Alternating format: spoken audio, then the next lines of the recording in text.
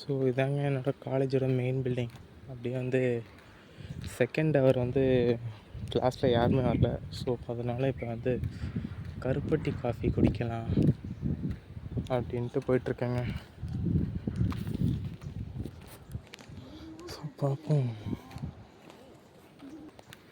இது வந்து பார்த்திங்கன்னா அப்படியே பிகேசி போகிற வழிங்க. அதாவது எங்களோட டிபார்ட்மெண்ட் சிஎஸ்சி எல்லாம் அந்த இடத்துல இருக்கும்.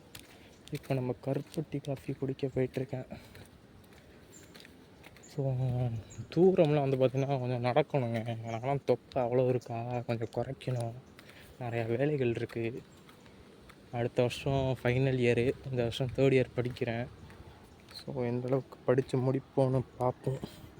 முடிச்சு ஒரு நல்ல ஒரு பர்மனெண்ட் ஜாபில் இருந்துட்டோம்னா ஃபேமிலி மெயின்டைன் பண்ணுறது கரெக்டாக இருக்கும். ஸோ சேல்ரி வந்து 1 லட்சம் 1.5 லட்சம்ன்ட்டு நான் பெருசாலாம் எதிர்பார்க்கல. ஸோ நார்மலாக இருக்க சேல்ரி கொடுத்துட்டு அது பர்மனெண்ட்டாகவே இருந்துடணும் அந்த ஜாப்பில். சும்மா வந்து பர்மனெண்ட் இல்லாமல் அப்படி இருந்தோன்னா லைஃப்பை ரன் பண்ண முடியாது. இப்போ இருக்க காலகட்டத்திலலாம் ரொம்ப ரிஸ்க்குங்க.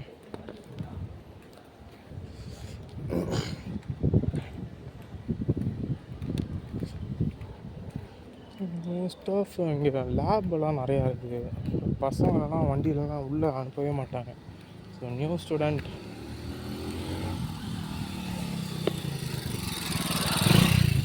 ஸ்டூடெண்ட் அப்படி இருக்க பட்சத்தில் இவங்க வந்து உள்ளே அனுப்புவாங்க வண்டியெல்லாம். இதுதான் வந்து பார்த்தீங்கன்னா மெக்கானிக்கல். நம்ம வந்து இந்த மரம் வெட்டுறது, வெல்டிங்கு இதெல்லாம் இங்கே தாங்க பார்க்குறது. ஸோ அந்த கீழே காட்டுறேன் உங்களுக்கு எப்படி இருக்குன்னு பாருங்கள். ஸோ இப்போ தான் அந்த வந்து உட்கார்றது பெஞ்சு இதெல்லாம் வந்து பெயிண்ட் அடித்து வச்சுருக்காங்க, பார்த்துக்கோங்க. எந்தளவுக்கு ஆடியோ கிளியரிட்டியாக இருக்குன்னு தெரியல. ஸோ முடிஞ்ச அளவுக்கு பார்த்துட்டு கொஞ்சம் லைக்கையும் சப்ஸ்கிரைபரையும் கொஞ்சம் கொடுத்தா நல்லாயிருக்கும். So we are reached mechanical. இது வந்தாச்சுங்க, கேன்டீன் வந்தாச்சு. அப்படியே காஃபி குடிச்சிட்டு நான் உங்களுக்கு விலாகை கண்டினியூ பண்ணுறேன்.